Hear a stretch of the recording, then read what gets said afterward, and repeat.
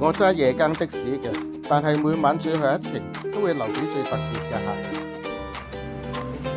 師傅，唔該停一停，唔該，電線台，快啲啲！去參加節目啊？全靠我4歲嘅孫啟發咗我做咗個偉大嘅發明，等陣就有人訪問我啊！點解嘅？我個孫話：爺爺，如果全部車都到後行，咁咪唔會超速，安全好多咯。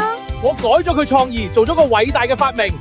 想知今晚記得睇相關節目啊！家居防盜好重要，我哋嘅嘉賓張先生有一個偉大嘅發明，係我4歲孫女嘅創意咋。咁犀利！我哋嘅同事而家喺現場報道。今日嚟到係帶大家睇一個好有創意嘅設計。咦，我哋見到有位先生喺度喎。先生，請問你做緊乜嘢啊？一睇我個樣就知係爆格啦。但係你好似成個鐘都爆唔到喎。就得啦。爆格！我有防盜鐵閘啊！啊！救命啊！夾死我啦！只要將鐵閘同木門調轉嚟裝，就可以達到完美嘅防盜效果。就發明呢個咁正常安裝方式嘅，真係值得加人工啊！放盡西望記者現場報道。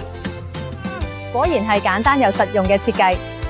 淨係你咁樣做，會唔會驚俾人話做錯呢？唔怕，只要多幾戶咁樣做，錯嘅都變啱嘅。得喎，抵你加人工。不如學佢將架車倒轉開，咁咪唔會超速咯。咁要搵多啲人一齊。多啲人錯都變啱啊！